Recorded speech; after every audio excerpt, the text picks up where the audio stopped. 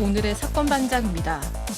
순천에서 10대 여학생이 흉기에 찔려 숨지는 사건이 벌어졌습니다. 가해자는 30대 남성이었는데 피해자와는 일면식도 없는 사이인 걸로 알려졌습니다. 아파트 주차장을 마음대로 사용하는 다른 동 입주민 때문에 불편을 겪고 있다는 제보가 들어왔습니다. 주차구역 두 자리를 차지하더니 이제는 한 곳에 장기 주차를 하며 물 청소도 못하게 막았다는 주장입니다.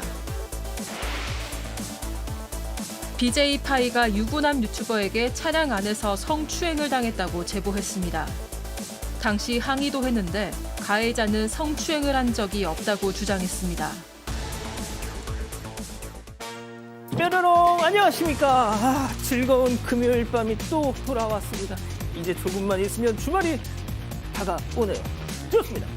진실 추적자 사건 반장 시작합니다. 지난 24일 새벽 3시 광주 화정동에서 20대 연인이 탄 오토바이를 들이받고 도주했던 흰색 마세라티 운전자 어제 검거가 됐죠. 자, 사고 직후 음주 상태에서 경찰 사이렌 소리가 들리기에 무서워서 도주했습니다 라고 했답니다. 자, 더 놀라운 건 이자 항공권까지 구입하고 해외 도피를 위해서 인천공항에까지 갔던 걸로 드러났습니다. 자, 그 피해 남자친구는 아직도 사망한 여자친구의 이 상황을 알지 못하고 있다고 하죠. 자, 이자의 신상 꼭 공개됐으면 합니다. 자, 오늘 출연자 소개해 올리죠. 백다혜 아나운서, 박지훈 변호사, 박상희 한국열린사이버대 교수, 김은배 전 서울청팀장 나오셨네요. 안녕하세요. 안녕하세요. 네. 완전 만화 보다가 깜짝 놀랐어요. 박지훈 변호사님이랑 완전 판박인 것 같아 하신 양세은님. 아유, 박 변호사님이 더 잘생겼죠. 자, 오늘 부산 지하철 3호선입니다. 사반 노조 캠페인 동참합니다. 너 족 내려 하신 전용숙님. 자, 이달 초 홍콩발 부산행 비행기 모습입니다. 앞자리가 비었어도 이건 아니죠. 너도 족 내려 하신 최은희님. 자, 인천 무의도 한악의 해수욕장이에요. 암벽 타지 말라는 경고문이 저렇게 있는데 그러든지 말든지 쇠말뚝 박아서 저걸 올라가고 있습니다 하신 박경선님. 자, 서울 지하철 3호선 노약자석에 소화기가 설치되면서 자리가 하나 줄었어요. 안 그래도 자리가 없는데 우리는 어쩌라고 하신 송춘영님. 자, 그리고 김소연님. 모두 사랑합니다. 자, 재미는 물론 의리로 함께하는 아세사와 뉴스에이. 예, 대한민국과 전 세계 동포 가족 여러분의 시선을 모아서 출발합니다.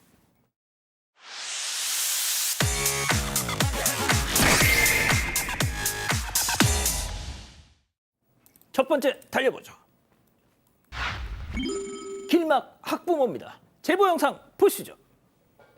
자, 불박차는 시내버스입니다. 학교 앞 스쿨존을 천천히 지나가고 있죠. 그러다 마침 신호에 딱 정지선을 조금 넘어서 아슬아슬하게 정차. 자, 그런데 말이죠. 저 맞은편에 깜빡이 켜고 오는 저 차 잠깐 멈칫하더니 갑자기 버스 앞으로 두둥. 그러더니 왜 막어 이걸 길을. 차문을 열고 내려 지금. 그러더니 아이를 챙기더니 자, 학교로 이제 데리고 가나요? 아니, 이 차를 이렇게 세워놓고 그냥 학교로 들어간다고? 다행히 다시 버스 앞으로 오는데요. 자, 뭐 휴대폰을 꺼내더니 만지작 하더니 세상에 찰칵. 아이고야, 이거 뭐야 이거. 자, 길을 막아가지고 뭐 옴짝달싹 못하는 버스는 자, 차를 피해서 후진했다가 비켜서 저렇게 쭉 갑니다. 자, 이건 뭐죠? 무슨 상황이에요, 이거? 네, 한 초등학교 앞 도로에서 일어난 일인데요. 제보자는 시내버스 기사인데 어린이 보호구역을 지나가다가 신호가 바뀌자 급히 멈춰섰고 정지선을 넘었다고 합니다. 신호가 바뀌기를 기다리고 있었는데 맞은편 1차선에서 오던 차량이 깜빡이를 켜고는 좌회전해서 버스 앞에 서버린 거죠. 아마도 학교 후문으로 진입을 하려고 했던 모양인데요. 하지만 버스 때문에 들어가지 못하니까 운전자가 창문을 내리고 정지선을 넘었으니까 후진해서 뒤로 빼라 이렇게 얘기를 했다고 합니다. 하지만 버스 뒤에는 차들이 있어서 후진을 할 수 없었던 상황이었다고 합니다. 그러자 버스를 막아선 차량 운전자는 차를 그대로 두고 차에서 내려서 아이와 함께 자리를 뜨려고 했습니다. 버스 기사가 항의를 하니까요. 운전자는 버스 앞으로 다시 돌아와서 버스 사진을 찍고 그 자리에서 국민신문고에 신고를 해서 나중에 이 과태료 통지서를 받았대요. 그렇게 무려 8분이라는 시간이 흘렀고 버스 기사는 운행에 더 이상 차질이 생기면 안 될 것 같아서 이 뒤에 차가 없을 때 후진해서 차를 피해서 갔다고 합니다. 박 변호사님, 저거 교통방해죄 아니에요, 저거? 될 여지도 있어 보이는데 일단 경찰이 이거 고소를 했는데 경찰에서는 쉽지 않다 뭐 이렇게 좀 봤던 것 왜? 같습니다.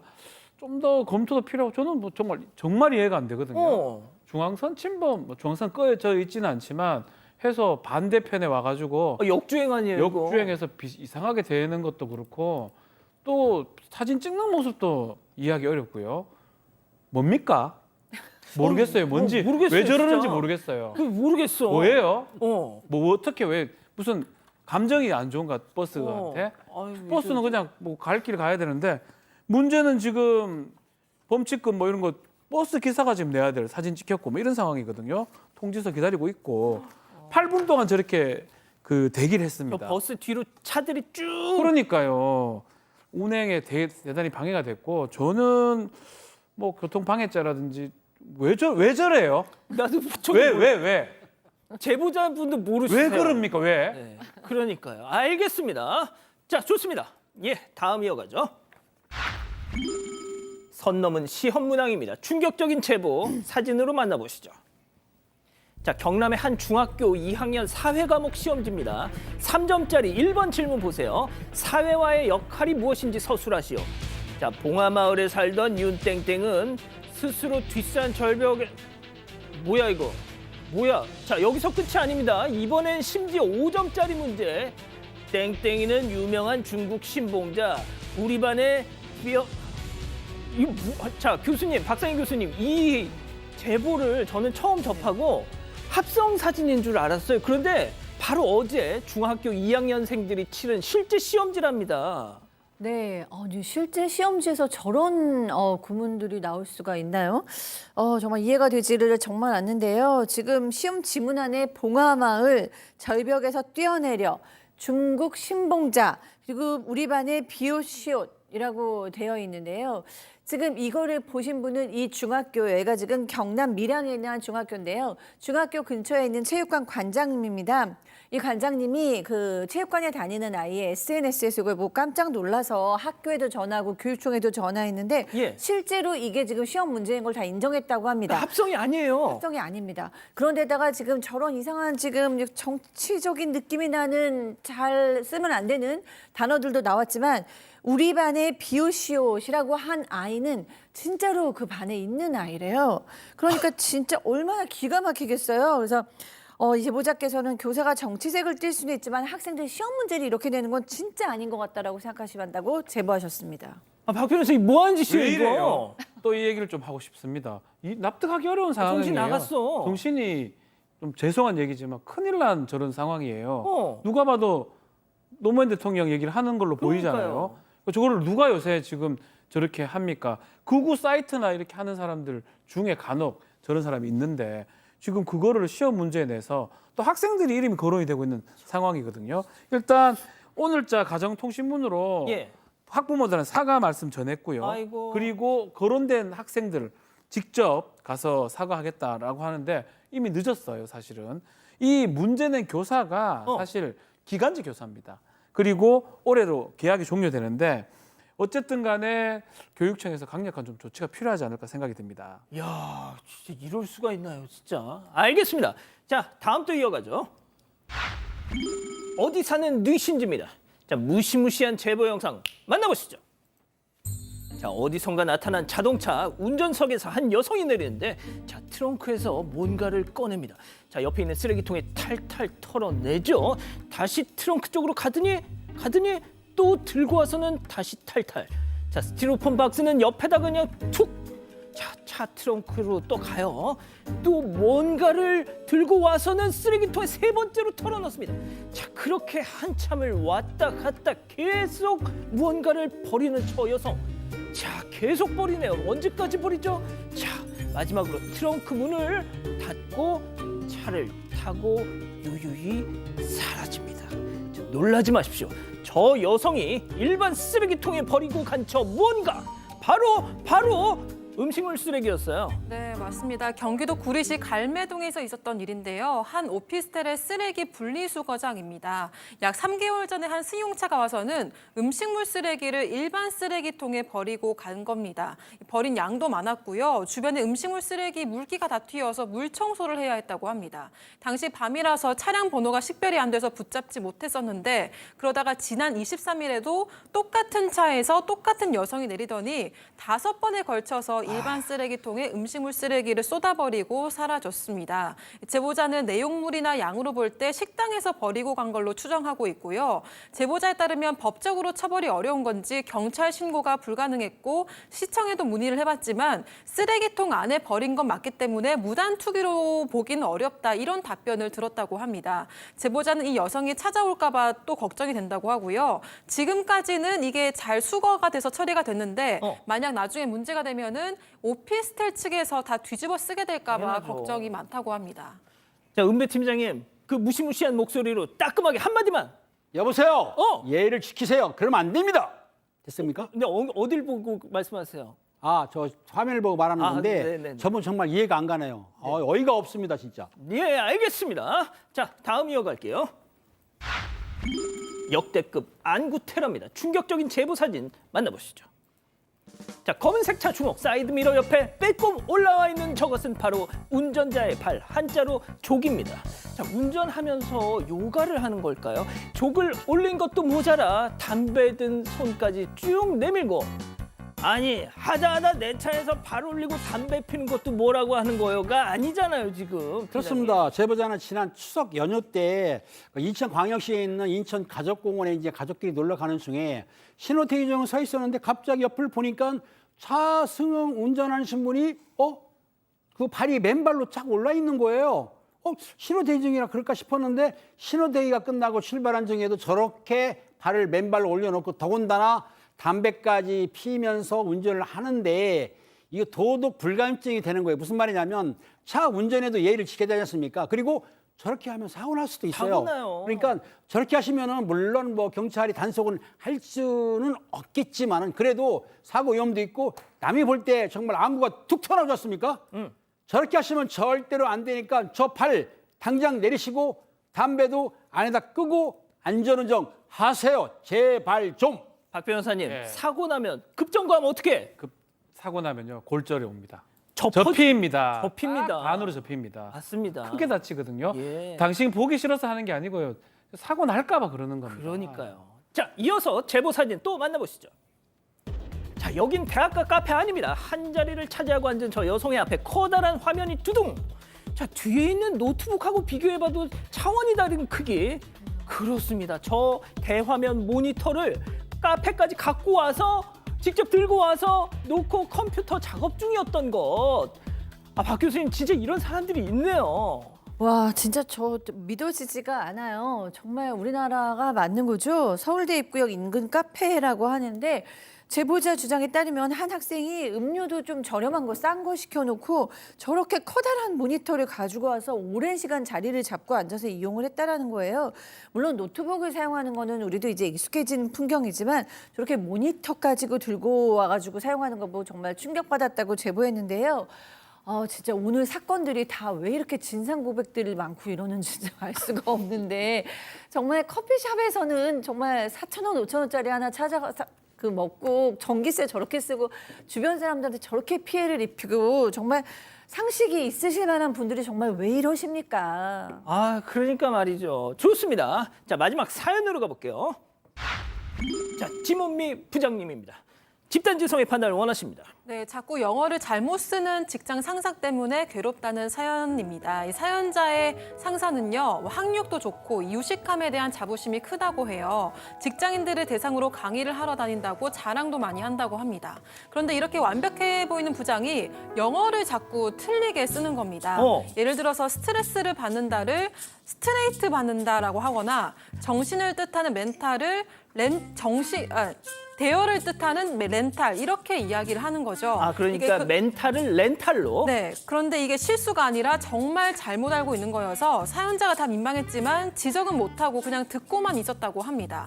그러다가 얼마 전에 거래처가 회사로 방문을 한 거예요. 부장이 멋지게 사업을 설명하다가 저희 직원들은 렌탈이 좋아요 이렇게 이야기를 한 겁니다. 모두가 당황했지만 부장은 영문을 모르고 있었던 거죠. 그래서 회의가 끝나고 사연자가 조용히 가서 이게 사실 렌탈이다라고 정정을 해줬습니다. 그랬더니 부장이 나는 그런 어려운 말 몰라 이렇게 얘기하고는 더 듣기 싫다는 듯이 자리를 떠났대요. 사연자는 물론 잘 모를 수 있지만 이렇게 자존심을 세우면서 틀린 영어를 남발하는 게 괴롭다고 합니다. 그래서 어떻게 해야 될지 모르겠다고 사연을 보내왔습니다. 진짜 제가 이 사연을 카톡으로 받아보고 정말 웃었습니다. 많은 분들이 이런 경험 좀 있으실 거예요. 공감 가실 겁니다. 자, 기다리고 기다리셨던 퓨처 핸즈업 타임 6천여 분의 우리 가족 여러분들 함께하고 계신데요. 채팅창에 잠시만요. X로 함께 참여해 보시죠. 오늘은 자아 대결로 준비했습니다. 자, 먼저 모른 척 하자는 자아입니다. 야, 다혜야, 그냥 좀 냅둬. 망신을 당해도 박상희 부장 언니가 당하는 거지. 그걸 네가 왜 신경 써? 지집에 오지라면 정말. 야, 너 바른 말 했다가 괜히 미운 털 박힌다. 그리고 얘 박 부장 그 언니 망신 당해도 싸. 친정이 미국에 있다면서. 근데 어떻게 렌탈이랑 멘탈도 구분을 못해. 그 언니. 어차피 렌탈 세니까 냅둬. 얘 동그라미. 아니 이럴 수가. 제가 기대했던 거랑 좀 다른데요. 자, 다음은 계속 지적을, 계속까지는 아니지만 한 번쯤은 지적해주자는 자아입니다. 야, 백다혜, 너 진짜 너무한다. 이번에 거래처 그 김은배 부장 표정 못 봤어? 상희 언니가 우리 직원들은 렌탈이 참 좋아요 할 때 김 부장 뒤돌아서 빵 터졌어 얘. 이거 상희 부장 언니뿐만 아니라 우리 회사 체면이 걸린 문제라고. 너 같으면 스트레이트 받아 하는 사람이라 그런 사람 있는 회사랑 거래하고 싶겠니?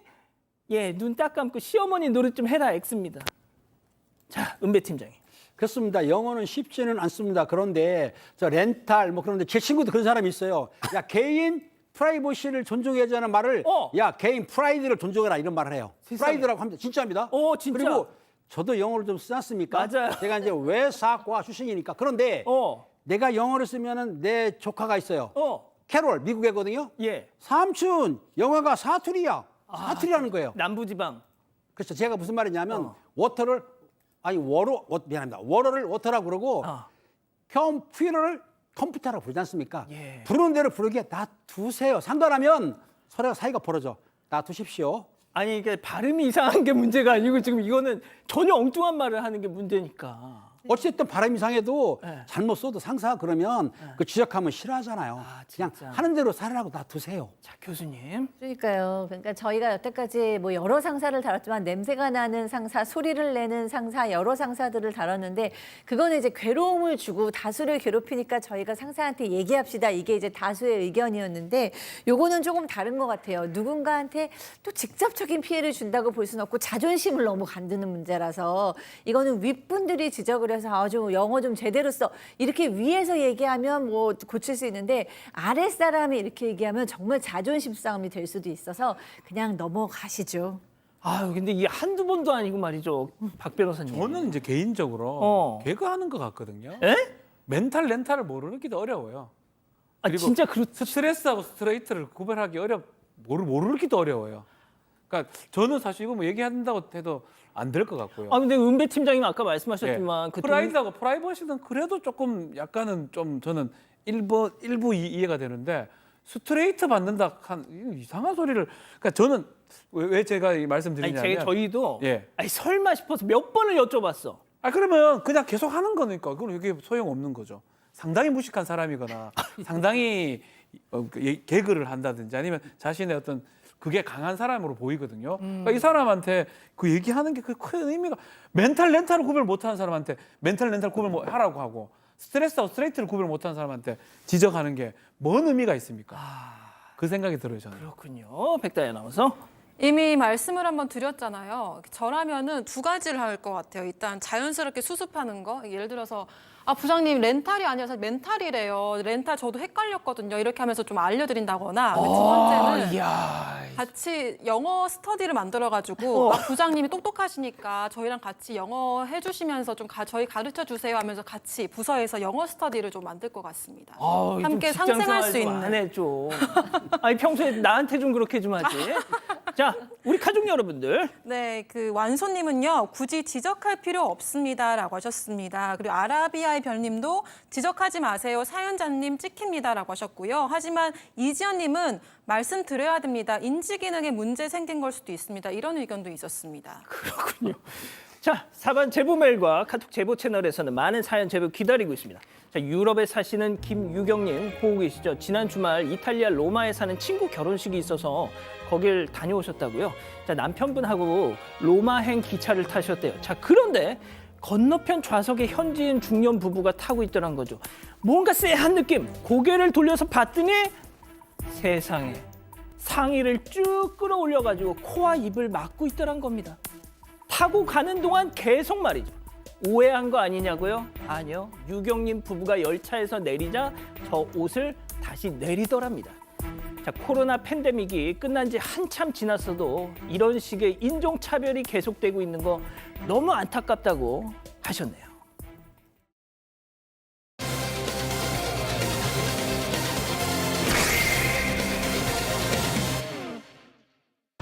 순천에서 10대 여학생이 흉기에 찔려 숨지는 사건이 벌어졌습니다. 가해자는 30대 남성이었는데 피해자와는 일면식도 없는 사이인 걸로 알려졌습니다. 어떻게 된 일인지 알아봅니다. 자, 어제 새벽에 벌어진 너무 충격적이고 가슴 아픈 사건이죠. 좀 집중해 주십시오. 저희 이 사건 관련해서 많은 제보를 받았습니다. 자, 일단 정리부터 좀 해주시죠. 네, 사건은 어제 새벽 12시 40분쯤 순천시 조례동의 한 거리에서 벌어졌습니다. 30대 남성이 길을 걷는 10대 여학생 뒤로 남성이 빠르게 따라갔고 이 거리가 가까워지자 남성이 이 흉기로 갑자기 여성의 등 뒤에서 공격을 했습니다. 여학생이 쓰러진 이후에도 여러 차례 흉기로 찔렀습니다. 주변에 있던 시민이 목격을 하고 현장을 살피러 오자 남성은 서둘러서 주차장을 가로질러서 황급하게 뛰면서 달아났다고 합니다. 오토바이 운전자가 경찰과 119에 신고했는데요. 10대 여학생은 병원으로 옮겨져서 치료를 받았지만 과다출혈 등으로 끝내 숨졌습니다. 자, 어제 이 사건으로 지금 전남 순천 지역은 완전 패닉 상태라고 합니다. 자, 시내 한복판에서 30대 남성이 10대 여학생을 흉기로 저렇게 살해한 거죠. 자, 최초 신고자인 목격자 얘기 들어보시죠. 아가씨 비명지르니 나는 말들라고 쫓아왔더니 이제 남자가 도망가 보더라. 그래서 아가씨 의식이 있더라고요 그때는. 그래서 아가씨 저 남자 알아요? 이제 모르는 사람이에요 그러더라고. 저 좀 살려주세요. 그러고 나서 아가씨 의식을 잃어버렸어요. 그래갖고 자, 마지막 저 좀 제발 살려주세요라는 말을 했다는 건데 네. 자, 저 가해자 범행 2시간 만에 붙잡혔는데 그때도 사고를 치고 있었다고요? 맞습니다. 붙잡힐 때 2시간 이후에 다시 1.5km 정도를 배회하면서 행인하고 시비가 붙어서 그 상황에서 경찰이 신고해서 검거가 됐는데 경찰이 이제 그 행적들을 조회하는 과정에서 혼자 술을 마셔서 길을 지나고 있는 그 여학생, 피해 여학생을 한 800m 가량 뒤쫓아 간 겁니다. 가서 당시는 그 흉기를 소지하고 있었는데 흉기로 지금 그런 행동을 했고요. 아마 알지 못하는 사람이고 또 여학생을 쫓아가서 범행한 거 불특정 다수인으로 하는 무차별 범죄가 아닌가 이런 가능성을 보고 있고요. 전화 통화 내용도 지금 확인하고 있습니다. 혹시나 아는 사이인지. 근데 지금까지 확인된 바로는 두 사람은 전혀 알지 못하는 또 원한 관계도 확인되지 않고 있고 다만 만취해서 범행을 제대로 기억하지 못하고 있고요. 마약 반응에서는 음성 반응 나왔고 결국은 지금 정신과 감정 의뢰도 했다고 합니다. 자, 은배 팀장님, 저희가 오늘 이 사건 관련해서 순천 경찰에 정말 계속 연락을 해서 취재를 해봤지만 어떤 내용도 확인해 줄 수 없다고 했습니다. 심지어 어떤 매체에서는 전남 순천 경찰의 이런 태도에 대해서 함구령이라는 제목을 달았더라고요. 한국행 같은 경우도 가능한데요. 지금 보다 보면은 경찰에서 가해자를 조사하면은 범행 동기라든가 이유라든가 수법 아니면은 그 내용을 알 수가 있는데 요거를 언론에 개별적으로 전화 오면은 담당은 말할 수가 없습니다. 이런 사항이 민감한 문 같은 경우는 지방청이나 경찰청에서 보도 관제를 하거든요. 그래서 보도 자료를 나올 때까지 담당 형사나 그런 사람들이 말을 못하도록 즉 언론을 접촉해 가지고 무슨 말을 잘못하면 보도가 되면은 책임 소재가 있기 때문에 담당 경찰 입장에서는 위에 상급청에서 하지 말라고 하니까 그 관계를 알고 있어도 말할 수는 없을 거예요. 잠시 후에 아마 시간이 지나면 보도 자료를 배포하니까 보도자료 배포한 내용만은 말할 수 있지만 현재까지는 보도자료가 안 나왔기 때문에 아마 말을 못하지 않나 그런 생각이 듭니다. 자, 뭐 말씀 들으신 것처럼 경찰은 함구하고 있지만 그래서 저희가 그냥 얘기하겠습니다. 이미 순천 지역에서는 이자의 신상에 대한 내용이 다 퍼지고 있고 대부분 확인이 되고 있습니다. 체크포인트 짚어보죠. 30대 요식업 종사자입니다. 자, 보여주시죠. 예, 저 가해자 보여주시죠. 이자입니다. 30대 요식업 종사자. 그냥 이름 얘기하겠습니다. 박대성입니다. 박대성. 자, SNS 식당 어딘지 전남 순천 지역 사람들은 지금 다 알고 계세요. 네, 제보자들은 모두 가해자의 이름과 운영하는 식당이 어딘지 알고 있었고 SNS도 보내왔습니다. 직접 이 식당에 가본 제보자들에 따르면 폴리스 라인이 쳐져 있었다고 하는데요. 지금 폴리스 라인이 쳐져 있는 식당의 모습이 나오고 있는데 식당 내부에 술병들이 놓여 있었고 문 앞에는 깨진 계란 등이 놓여 있습니다. 누군가가 이번 사건에 대해 분노하면서 계란을 던진 걸로 추정되고 있는데요. 흉기도 본인의 식당에서 챙겨 나온 걸로 전해졌습니다. 이 식당 지도 앱에는 살인마 지옥 가야 한다. 일면식도 없는 여학생 찌르고 평생 고통받아라. 이런 평점 테러와 악플들이 달리고 있습니다. 경찰은 오늘 살인 혐의로 구속영장을 신청했고요. 신상정보공개심의위원회에 의뢰해서 신상 공개 여부를 결정할 방침이라고 전했습니다. 그런데 이 정확한 사실관계가 확인되지 않은 상황이어서 가해자가 전과 5범이다. 가해자에 대한 전단지가 순천 곳곳에 돌아다니고 있다. 가해자 형이 사고 2시간 전에 동생이 죽어버리겠다고 나가서 112에 신고를 했다. 이런 확인되지 않은 설들이 퍼지고 있다고 합니다. 또 현재 이 사건이 알려지면서 이 지역 학부모들이 많이 불안해하고 있고요. 학부모들이 학원이나 학교에 아이들을 직접 데리러 오고 또 학원을 안 보내는 학부모도 있다고 합니다. 지금 중학교, 고등학교, 중간고사 시즌입니다. 그래서 요즘 지금 이 사건 벌어지고 순천 지역이 난리가 났어요. 학부모님들이. 예? 자, 다시 한번 말씀드립니다. 박 변호사님. 네. 이름 박대성입니다. 네. 도대체 이게 뭐 얼마나 대단한 거라고 그러니까요. 이걸 꽁꽁 숨기냐고요. 이미 순천 지역 그 지역 주민들은 저자에 대해서 다 알고 있습니다. 알아야죠. 예? 그리고 아니, 알아야죠. 알아야지 혹시나 다른 일이 일어났던지 확인이 가능한데 이 아니, 법 때문에 예. 저희 순천에 사시는 사방 가족분들이 다 알려주신 거 저희가 지금 전해드리고 있는 겁니다. 그러니까요. 예? 자, 이 사실 피해 여학생 같은 경우는 지금 검정고시를 준비하고 있고 원래 중학생 그 친구 얘기에 따르면 최근에 이제 고등학교 들어가서 학교 그만두고 검정고시 준비했는데 합격했다고 해서 상당히 좋아했다고 합니다. 또 그날 아마 당일날도 문자를 주고 받았는데 이런 일이 벌어져서 너무나 놀랐고 순천에 이제 일어났다고 하니까 당연히 이 친구 아닌 줄 알았는데 어머니한테 전화가 와서 너무나 놀랐다고 하는데요.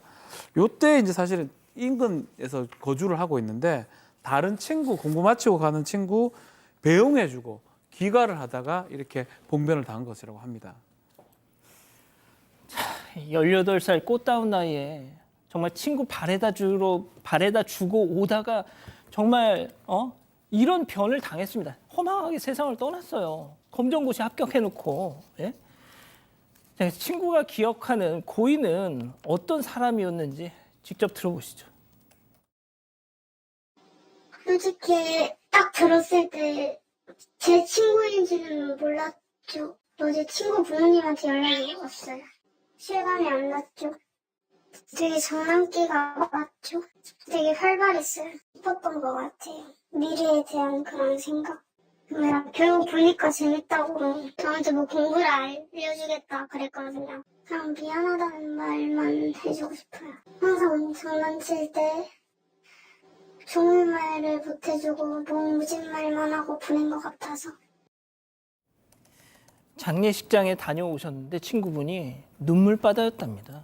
왜 안 그렇겠습니까? 네, 저희도 정말 이게 그냥 18세 여학생의 사건이라기보다는 우리 모두의 딸들에 대한 마음이잖아요. 정말 우리가 못 지켜준 것 같고 아무런 죄도 짓지 않고 그냥 길거리를 지나갔을 뿐인데 꿈 많은 이 학생이 이렇게 정말 청춘이 꺾였습니다. 꿈도 많았고 바리스타 자격증도 땄고 쇼핑몰 차리는 것도 꿈이었다고 하고 이 친구 지금 외동딸이었대요. 아유, 그러니까 세상에. 그 부모님 마음은 어떻겠습니까? 지금 사건 아유. 현장에 순천 시민들이 놓은 추모꽃들이 쌓여가고 있고요. 최초 신고한 목격자도 사망했다는 얘기에 너무 마음이 아파서 국화꽃을 놓고 가셨다고 합니다. 박 변호사님께 마지막으로 더 여쭤볼게요.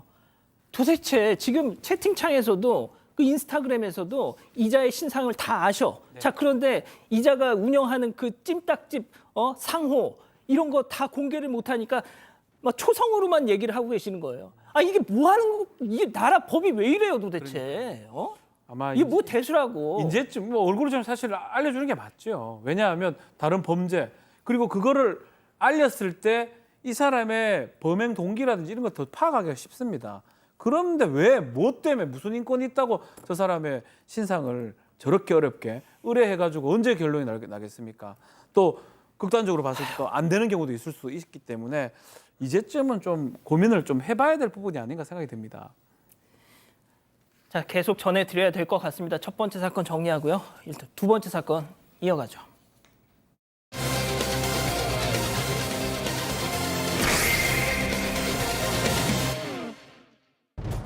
아파트 주차장을 마음대로 사용하는 다른 동 입주민 때문에 불편을 겪고 있다는 제보가 들어왔습니다.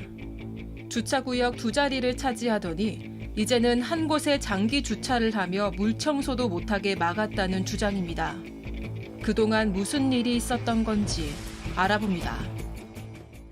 자, 14년 전 이사 와서 잘 살고 있는 아파트에 작년부터 너무나 눈에 거슬리는 이웃 주민이 등장해서 스트레스를 받고 있다는 제보입니다. 네, 제보자는 2010년에 충남의 한 아파트로 이사를 와서 지금 14년째 거주를 하고 있습니다. 그런데 작년 11월에 지하 주차장에 내렸다가 깜짝 놀랐다고 하는데요. 주차 공간이 꽤 있는 시간대였는데 차 한 대가 2칸을 차지하고 있었던 겁니다. 이 제보자는 누가 술을 마시고 주차 실수를 했나 이런 생각을 했지만 이 차량이 계속 2칸 주차를 했대요. 이 주차장에서 차 주인을 본 적도 있다고 합니다. 그러네요. 네. 다음 날도. 네, 이렇게 돼 있습니다. 제보자는 부부로 보였는데 이런 주차를 보고도 가만히 있다는 게 도무지 이해할 수 없었다 이렇게 이야기를 했고요. 또 2칸 주차 증거 사진으로 각기 다른 날 촬영한 거 여러 장을 이렇게 보내왔습니다.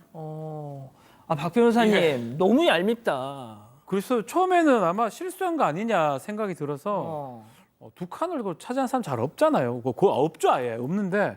그래서 증거사진을 관리사무소에 제출하면서 민원 제기를 했고요. 예. 관리사무소에서 주차선 잘 지켜라 이렇게 경고문을 아마 차 유리 앞장에 붙여놓은 것 같습니다. 그래서 이제 해결됐으려니 생각을 했는데 그 이후에 더 충격적인 모습이 포착이 됩니다. 관리소에 경고를 받은 다음에 차량에 바퀴를 꺾어놨습니다. 세상에. 그래서 아예 주차 옆공간 침범해서 2개 다 사용하게. 결국은 말을 꺾고 나면 못 들어오는 거죠. 경차도 못 들어가. 아무도 못 들어갑니다. 2칸 주차랑 똑같은 상황이고요. 아마 관리소 말 안 듣고 할테베 해보라 라는 것 같아서 너무나 당황스러웠다고 합니다. 자, 일단 2칸 주차는 사라졌지만 평화가 찾아왔을까요? 제보자 얘기 계속 들어보시죠. 진짜 너무 열받았어요. 그래서 그때부터 제가 약간 주시를 했던 것 같아요. 이 사람을 제가 사진 찍은 것만 그 정도지 실제로는 매일 그랬거든요. 누구든 그렇게 안 되고 싶겠어요. 자기 차 소중하고 기승하기 싫어할 텐데 저는 이제 기둥에다 바짝 붙여내거든요. 주차 그 금지 봉까지 또 세워놨잖아요. 처음 봤을 때 그 사람이 한 건 줄도 몰랐죠. 관리사무소가 석회물 떨어지느라 보수공사하는가 보다. 제가 혹시 이거 관리사무소에서 놓은 거냐 하니까 아니다. 이 말을 들으니까 나바콘 이동 조치했다 이렇게 문자를 받은 거고 현장에서 말이 안 나왔어요. 아니, 아파트 주차장에 사설 주차 금지봉을 놓은 거예요? 네, 그렇습니다. 그래서 본인이 이제 차를 대고 있다가 자기가 나갈 때 사설 그 주차 금지봉을 세워놓고 나가는 거예요. 그러니까 그 아파트 주차장을 개인 차고지처럼 저렇게 사용을 한 거죠. 근데 이제 맨 처음에는 또 그 사람인지 몰랐다가 나중에 알고 이제 좀 깜짝 놀랐던 거고요. 민원을 또 제기해서 이것도 치워졌지만 도대체 이 사람 누구야? 이러면서 관심을 갖게 되잖아요. 근데 더 황당한 건 이 사람, 이 아파트 동에 사는 사람도 아니고 다른 동에 사는 입주민이었다는 거예요. 그러니까 이 동에는 주차 자리가 개인 주차 자리는 6자리밖에 없다고 합니다. 근데 저런 행동을 한 거예요. 근데 이제 정말 왜 이렇게 얌체처럼 남의 동에 와가지고 저런 이중 주차 자리 이제 2칸 주차를 했다가 또 주차 금지봉도 세웠다가 도대체 왜 이러는지 황당하고 기가 막혔다고 합니다.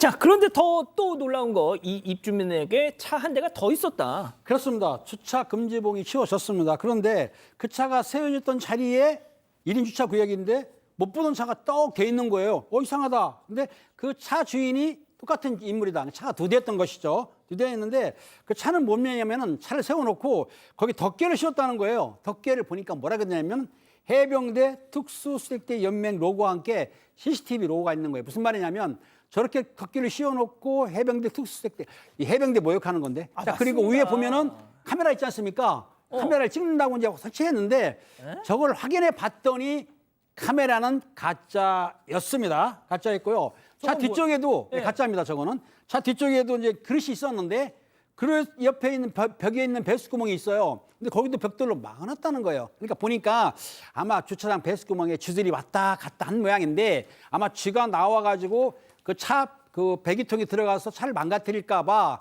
그 벽돌로 막아놓고 또 그릇에다가 살충제를 담아놓은 거 보면은 자기 차는 엄청 아끼는데 다른 차는 아끼지 않은 거 보니까 저분 좀 교육을 좀 받아야 될 것 같습니다. 야, 해병대 명예에 무슨 치를 하고 있습니다. 자, 2칸 주차 사설 주차 금지봉, 가짜 카메라까지. 그런데 이게 끝이 아닙니다. 체크포인트 짚어보죠. 물청소 금지구역 이어서 들어보시죠.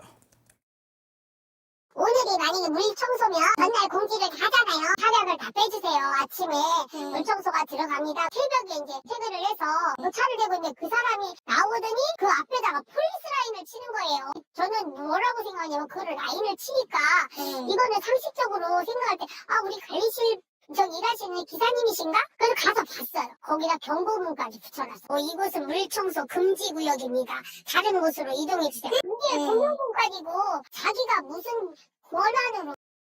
아니, 뭔 소리예요, 이건 또. 네, 이 다른 입주민에 따르면 이 주차장은 1년에 2번씩 물 청소를 한대요. 그 전에 이 이동 주차 공지가 나간다고 합니다. 그런데 이 차 주변에는요, 누군가 취급 주의가 쓰여진 줄을 치고 이곳은 물 청소 금지 구역입니다. 다른 곳으로 이동해 주세요. 이런 안내 문구를 써붙여 준 거예요.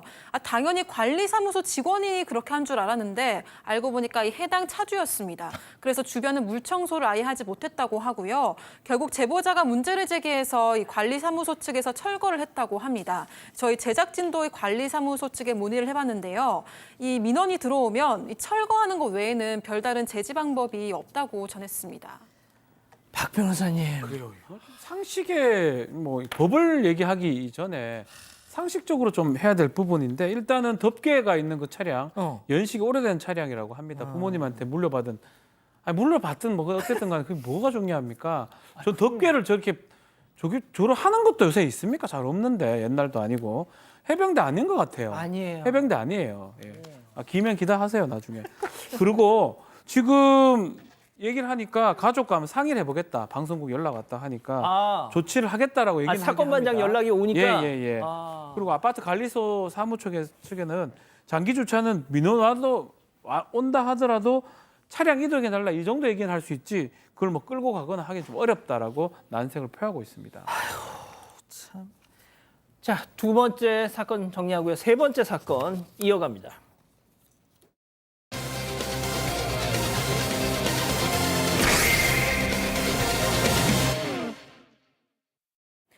예능 머니게임, 피해게임2 등에 출연해서 유명세를 탄 BJ 파이. 지난주 자신의 공식 채널을 통해서 유부남에게 성추행을 당했다는 충격적인 폭로를 했습니다. 이 내용은 곧 온라인에 일파만파 확산됐는데요. 글로 다 담지 못한 자세한 사건 내용에 대해서 밝히고 싶다며 제보해 왔습니다. 대체 무슨 일이 있었던 걸까요?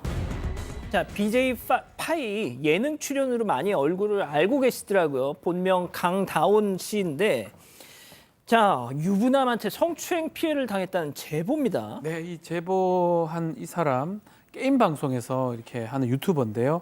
홀덤이라고 이제 포커 같은 홀덤 플레이어로 활동을 하고 있는데 서울에서 홀덤 예선전이 있어서 참석을 했고요. 이게 지난 14일입니다. 일정이 끝나고 참가자들하고 회식을 좀 했다고 합니다. 이 남성, 추행을 했다고 주장한 이 남성도 역시 참가자였고 유튜버고 또 이 사람도 참석을 했는데 일면식은 있었는데 전혀 뭐 사적인 친분이 없었다 그러고 유부남이고요. 연락처도 없었고 만나면 인사만 정도 하는 사이였다고 합니다. 제보자가 그 다음 날 일이 좀 있어서 호텔 같은 것도 미리 예약해놨고요. 단체 회식 끝나면서 지인이 여성 기사를 이제 대리운전 불러줘가지고 제보자가 조수석에 탄 채로 호텔로 향했는데 그때까지 아마 배웅을 해줬던 기억이 난다고 합니다. 자, 이제 뭐 제가 이 말씀을 꼭 드릴게요.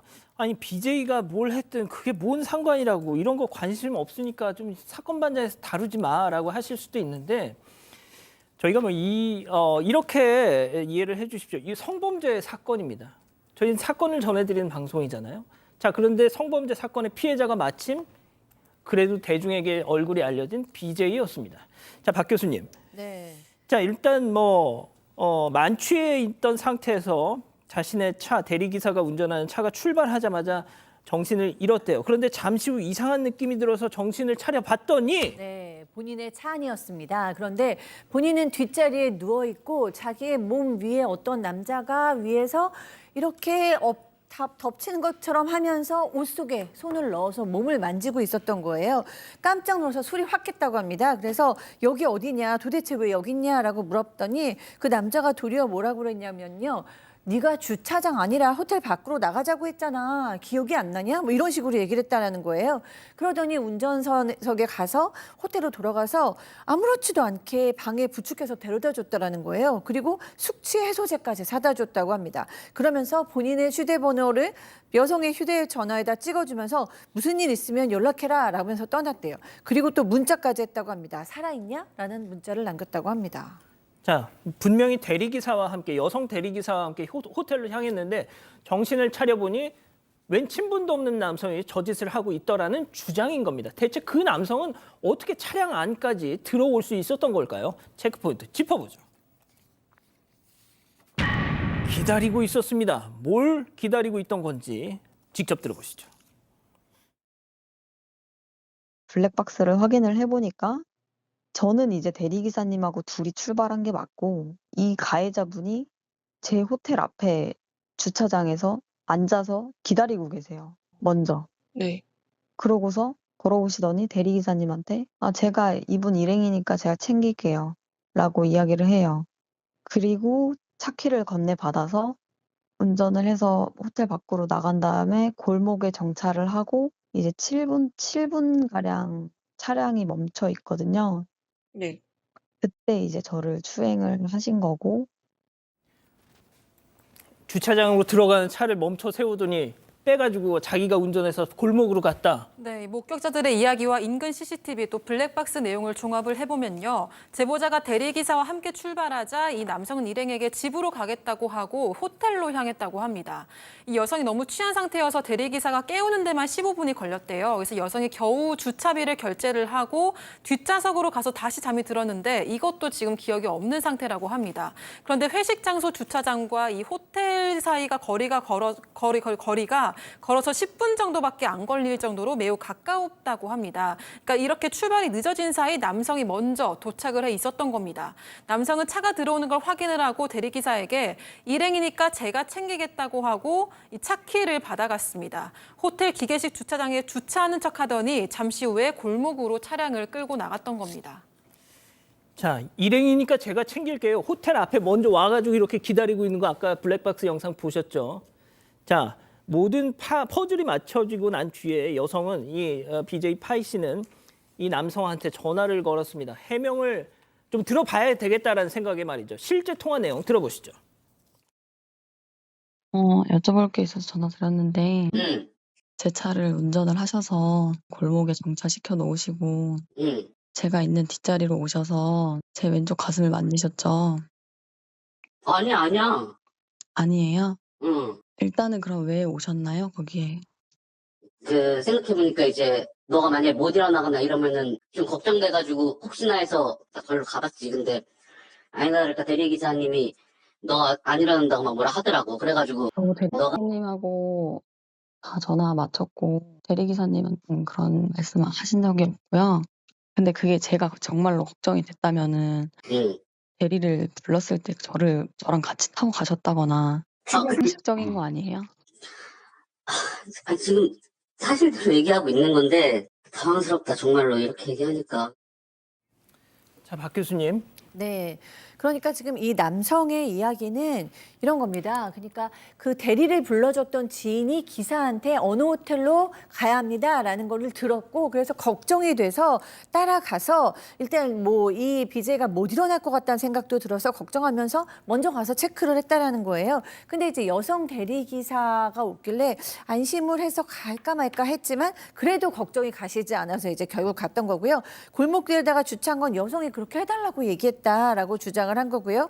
성추행 사실에 대해서 부인했습니다. 신체 부위를 만진 적은 없고 잠을 깨우기 위해서 어깨를 만진 적 정도가 있다라고 얘기했습니다. 박 변호사님. 납득하기 좀 어려운 주장들이 많죠. 아마 호텔 정보를 이미 엿듣고 있다가 거기 거리상 걸어서 갈 수 있으니까 미리 갔던 것으로 지금 이 제보자도 그렇게 의심을 하고 있고 주장을 하고 있는 상황이고 또 놀라운 거는 이 자녀도 있는 유부남이라고 합니다. 전화번호를 또 알려줄 수 있는 그런 관계도 아닌데 그것도 좀 이해하기 어려운 상황이라고 하고요. 일단은 이 여성이 피해 여성이 이 자신의 옷에 넣어서 성추행한 것을 분명히 맞다고 주장을 하고 있기 때문에 지금 여성은 남성을 준강제추행 혐의로 고소를 한 상황이고요. 일단 저희가 이쪽 남성한테 연락을 해보니까 변호사 선임해서 입장 밝히기는 어렵다는 얘기를 하고 있습니다. 저희가 연락을 했더니 입장을 밝히기 어렵다면서 전화를 툭 끊었습니다. 자, 팀장님, 그 일단 이 자신의 얼굴을 공개하면서까지 또 이렇게 공론화를 한 이유가 있다면서요? 그렇습니다. 사실 남성은 홀덤 선수인데 문제는 뭐냐면 인지도가 있고 유명한 데다가 유튜브를 활동하고 있습니다. 그런데 이 피해자도 이 홀덤 선수지 않습니까? 그러니까 대 같은 데서 만날 수도 있을 뿐만 아니라 그렇게 만나게 되면 더 두렵기도 하고요. 그래서 아마 이 BJ 같은 경우에는 정신과 치료를 받고 있는데 그 가해자가 사과를 않고 하니까는 또 그런 것 때문에 방송도 못 하고 있나 봐요. 그러다 보니까 이제 가해자의 뻔뻔한 태도에 화가 나니까 경찰에 고소장을 제출을 했습니다. 그래가지고 제출했고 고소를 했으니까 그에 응당한 강력한 처벌을 원하고 있습니다. 그렇군요. 좋습니다. 세 번째 사건 정리하고요. 별별 상담소 이어갑니다.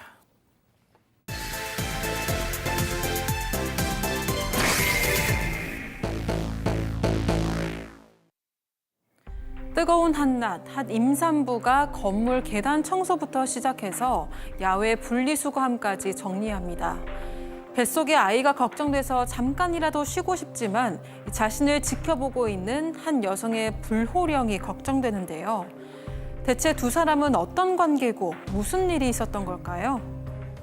자, 실제 사연을 당사자 특정을 이유로 조금 각색했다는 점 미리 말씀드리고요. 자, 박 교수님, 임신까지 한 몸으로 원치 않는 청소를 한다. 이게 뭐예요? 네, 사연자는 대학교 4학년 때 어떤 한 회사에 인턴으로 들어가는데 거기에 1년 된 정직원하고 눈이 맞아서 혼전 임신을 한 겁니다. 아이고. 그래서 이제 결혼을 했는데요. 너무 다 어리니까 시어머니께서 가지고 계신 빌라에 들어가서 살게 됩니다. 그런데 이제 너무 어려서 믿업지 않다라고 얘기하시면서 시어머니께서 월급 관리는 계속 내가 하겠다라고 얘기하셨다고 합니다. 야야야, 걱정 마라. 니들 독립할 아파트 딱 한 채 값만 모을 때까지 내가 니들 월급 통장 관리할게라는 시어머니. 네, 그래서 시부모님은 빌라 1층에 살고 이 사연자 부부는 2층에서 살게 됐습니다.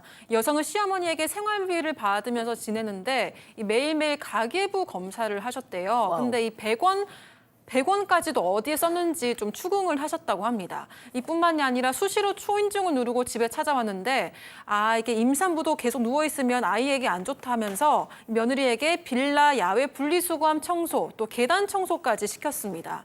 참지 못하고 남편에게 우리가 월급 관리하면 안 되냐고 말했는데 이게 시어머니 귀에 들어갔나 봐요. 다음 날 찾아와서 먹여주고 재워줬더니 은혜도 모른다. 니들 때문에 월세도 못 받으니까 당장 나가라고 소리를 질렀다고 합니다.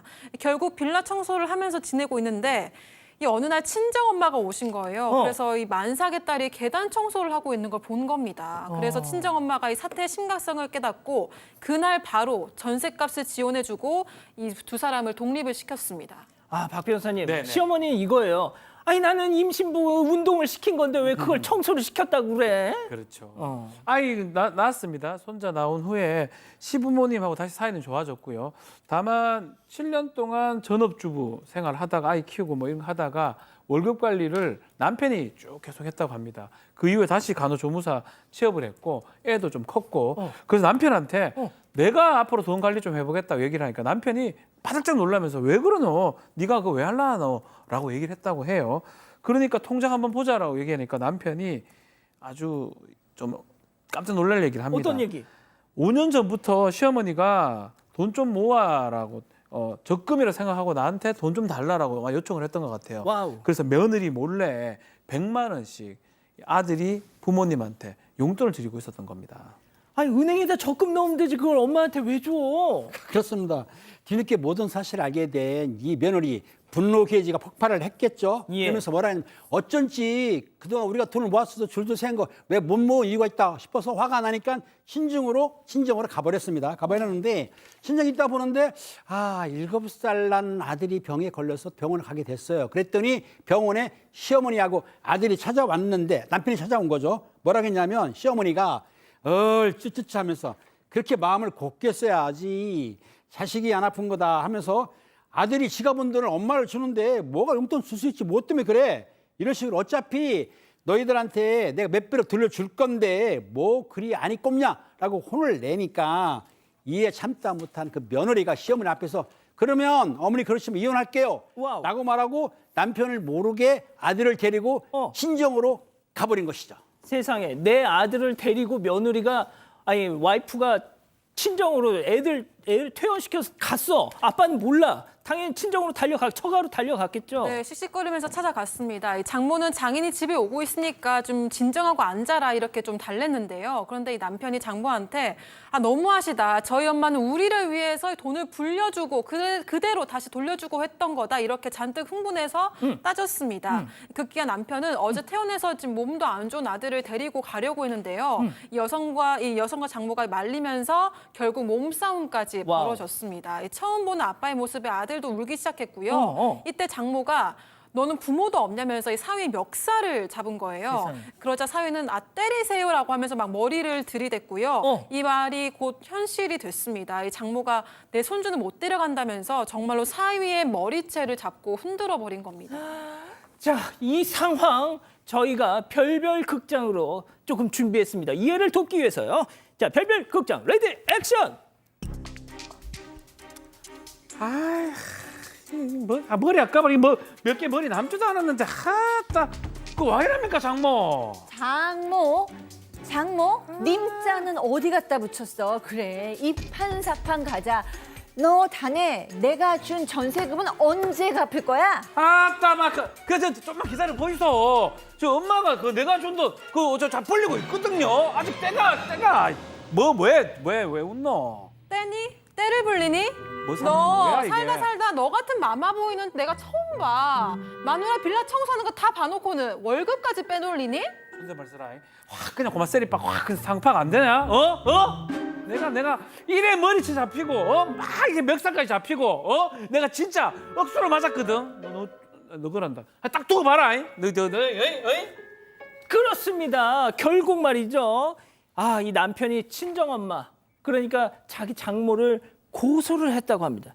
자, 그리고 지금 서로 계속 그 강대강이에요, 지금 교수님. 네, 그러니까요. 이게 이제 친정아버지가 오셔서 말리기는 했지만 그러고 돌아간 이 사위가 경찰에 이 장모를 고소를 해버린 겁니다. 그러면서 또 겁도 줬어요. 나 고소했으니까 뭐 이제 말리려고 하지 말아라 라고 얘기를 했어요. 경찰에 찾아갔습니다. 그랬더니 경찰관께서는 이거 잘 설득해서 고소 취하하시는 방법밖에 없습니다 라고 얘기를 했지만 양쪽 다 사과는 하지 않겠다 하고 있습니다. 자, 그럼 여기서 오늘의 궁금증 짚어보죠. 자, 이거 정말 장모한테 맞았다고 폭행죄로 고소한 사위, 남편과 엄마 사이에서 어떻게 해야... 자, 이거 그냥 짧게 박 교수님, 저는 이거 이혼해야 된다고 생각합니다. 네, 이렇게까지 막무가내로 버릇없고 이런 남편이랑 살기는 어렵죠. 근데 지금 아내는 남편한테 이혼하자는 말도 못해요. 왜냐하면 그런 고소를 취하지 않으니까. 일단 제 생각에는 시간은 좀 지나서 설마 정말로 뭐 고소해서 잡혀 들어가기까지는 안 하겠죠. 시간이 좀 지나서 서로 좀 식은 후에 한참 후에 다시 이제 살아야 될지 고민해야 될 것 같습니다. 박 변호사님은요? 글쎄 뭐 쉽지 않은 상황 같습니다. 근데 뭐 고소를 했는 상황이기 때문에 조사가 막 진행되지 않을까 생각도 드네요. 자, 은배 팀장님, 이혼 아니 이혼 둘 중에 양자택일. 이혼. 죄송합니다. 자, 우리 가족 여러분들은 뭐라고 하십니까? 네, 강차연님, 자식이 결혼을 했으면 좀 냅두세요. 특히나 돈 관리를 왜 시엄마가 하십니까? 그러면 안 됩니다라고 하셨고요. 손공주님, 사위 제정신이 아니네요라고 하셨습니다.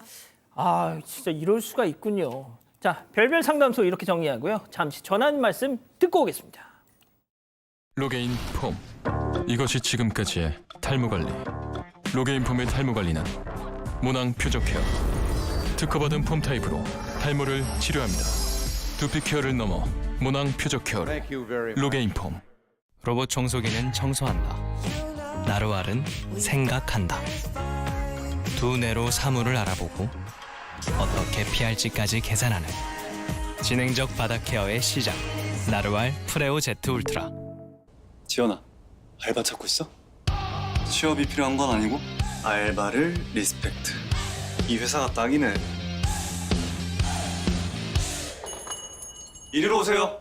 지연아, 이리로 와. 하루하루를 잘 채워나가는 것, 이처럼 눈부신 일이 또 있을까? 가족의 건강을 생각하며 네이처메이드가 만들고 있습니다. 미국 판매 1위 네이처메이드. 사랑하는 사건 반장 가족 여러분, 시원한 주말 보내시고요. 저희는 다음 주 월요일에도 4750 저녁 7시 50분에 다시 옵니다. 안녕히 계십시오.